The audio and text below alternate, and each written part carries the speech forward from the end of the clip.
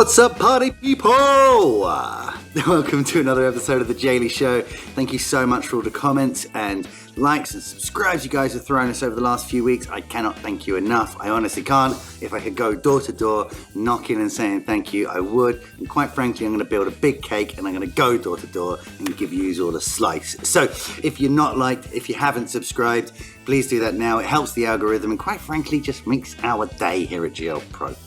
This week we have the fantastic Francesca Tricarico, which is said incorrectly, but don't worry, she's taken pity on me already and told me that we can get through it anyway. So Francesca is so cool. Wonderful knowledge about accounting, runs her own business, but more importantly, just runs her life and is on social, being vulnerable, being genuine, actually posting stories which help people about exercise and business and lifestyle and parenting and just, being a person. And for me, it's just so nice to speak to someone who's willing to be themselves, willing to be a person out there. And, the more she posts, the more she sees that come back and you'll hear more on the show. So check out the awesome, the epic, the one and only Miss Francesca on The Daily Show. And we are live. Welcome back to another episode of The Daily Show. For those of you who have been here before, you've heard all this business talking before. But for those of you who haven't, what do we do here? We hang out with people for like 45 minutes an hour. We talk about good stuff, see what's going on with them, see what's going up in the world, and also hopefully try and find out a few little tidbits that might help us out here and there. So this week we've had someone I've been wonderfully looking forward to for a very long time to have on the show, the wonderful Francesca of the incredible Future Cloud Accounting. Francesca, how are you? Hello. How are you, Fran? Yeah, I'm good. Are you? Very, very good. And Fran was wonderful enough to run all the way home and get the good internet. So if we see one little glisten of sweat running down because it's warm today, and you sprinted home, and I really appreciate that. It's very cool of you. Yeah, it was a long run. 5 minutes. Honestly, I put a hoodie on because the aircon in offices are so worth it, aren't they? But you still need a bit of a layer on. I know it well. Right. So for the people out there who don't already follow you, firstly, you've made huge mistakes because Francesca's stuff is awesome. But tell the people out there about yourself. Well, I'm Francesca. I run a business with my business partner called Future Cloud Accounting. It's been running since April 2019. I never really used LinkedIn before that. And really? I thought, you know what? I've been watching LinkedIn. I think I was a bit of a lurker.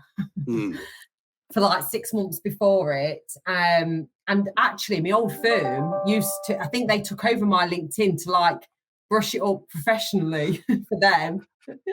I remember that. And then, so our business has only been running just over 2 years. And to be fair, we've had quite a good growth rate. Yeah. And I've literally embraced all my ideas and said from day one, I did a video probably just before I started the company on LinkedIn to say I'm gone self-employed, wish me luck. And these are the things I'm going to do. # the journey is real. And I've carried it on to this day. What made you start your own shop? How comes you branched out on your own? Because I'm a Miss Know-it-all. I want everything my way. No, to be honest, for a long time over the years, I've been in different businesses and always thought I would do things differently. And people forget about the customer service part. People forget it's your personality that can get you far in life and your attitude. And then I started studying when I was 26, and the achievement from that just kept me going. What did you study? AAT accountancy. Right. Wow. I mean, that must be a hell of a study as well. I really like numbers. Anytime we're watching, I know this isn't proper numbers, but anytime me and the wife are watching Countdown, she's all the words because I'm horrendously dyslexic, but numbers have always made sense to me. And something like accountancy must be really satisfying after going through the slog to be and it all makes sense. Oh my, it honestly, it was such a hard slog getting my head around it and what to do, especially when you've got kids at home and your daily life can get in the way. And it was a whole new career, but I was so determined. I ask that many questions and I'm passionate about it. So that always gets you further with it, doesn't it? Absolutely. It's just that learning is just, a natural part of the job. I'm constantly found shouting like, I didn't do a business degree because, nothing I did in my career really put me in a good position to run a company. Yeah. But so it's the learning, right? So you got to just go out there and learn wherever you can, wherever works for you. And YouTube's real good for me because I learn from people best. Thankfully I'm not doing brain surgery. So, you can learn what I'm looking for on YouTube as well. Yeah. So what the kind of thing? Learn brain surgery on YouTube. They don't do that many self-help videos. Maybe. Imagine. I think it's just hard to find someone to practice on. I think that's the thing that's difficult with learning brain surgery from YouTube. I'll practice on you. That's it, right? And then I can practice on you afterwards, right? I might be a bit worse for wear. So what were some of the things that when you started your business you wanted to implement, right? You've been working on other people's businesses. I know it all like my good self. And there's some stuff you want to do better. What was the first kind of things that you jumped on implementing? Customer service was the main one. What do you mean? So I worked in a traditional accountancy firm and they couldn't handhold as such because they are a big company. They work with big firms. Right. So when the cloud technology came about and I started looking into it, probably 2014, it can be so much more up to date. I don't think the big firms had the time to help implement the technologies as well as handhold how to use it. Yes. So I had the idea of, developing that area, doing it our way, but not being your formal boardroom accountants. Come to the boardroom for your meeting. Mm-hmm. I wanted to do it in a coffee shop. Wear your suited and booted. And that's where the logo and hoodies and, share that I've got a training, fitness journey, have a personality as an accountant, share your highs, your lows and see if it, and it's okay. That's crazy talk. Having a personality as an accountant? Whoa. I know. Grey, stuffy, boring. I went to a school just before lockdown to tell the kids about mine and Charlotte's careers and how we developed and about accountancy. And I actually asked all the kids as well, when you think of an accountant, what do you think of? And what the answer was. It was like an older person. I'll say person, not... Nice. But they definitely think old bloke in a suit and tie. Yeah. I've got the glasses though. That you do have the glasses. That is a requirement just for the industry. Sure, 2020 specs in them, but just for the look.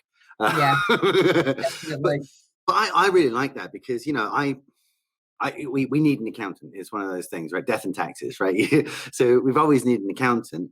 And I don't necessarily communicate at all times in the most professional way. Like I want to be able to just talk to someone, especially about those areas of business when I'm not in any way an expert. And I start every phone call being like, I don't know about this. And that has genuinely been the experience for us with accountancy because I hadn't done any of it. I still have trouble working out what accrual means. But what I want is an accountant I can be like, I want to try and achieve this in normal language and get someone say the same thing in normal language, but knowing that I know they know all the good stuff, You don't have to be really stuffy and be like, well, this is how we're going to do it. And especially when there's so many, and tell me if I'm wrong, because maybe it's just I've had bad accountants, but there's so many ways of doing everything. There's so many ways of achieving everything that you're looking to do. Like we could put this here or we could put it there. We could stick it against this. We don't give choices. Nice. The thing that accountants do, I think, wrong is they go, what bookkeeping software you're going to use? You can use this and use that, or it's up to you. Whereas we go, this is what we think you should do. Yeah. And it's that trust element as well.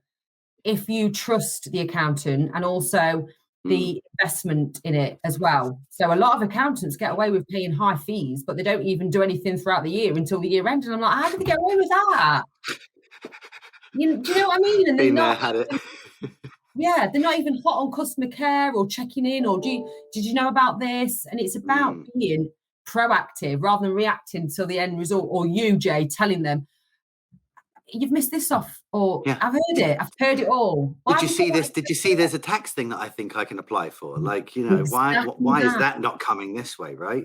Yes, because their systems are very different to the up-to-date systems you can have now, and you've got to have processes in place. And it's but I think that's why as well, because it wasn't finger on the pulse necessarily, but it was a case of like, we have to meet this pretty much yearly deadline to get everything done by then.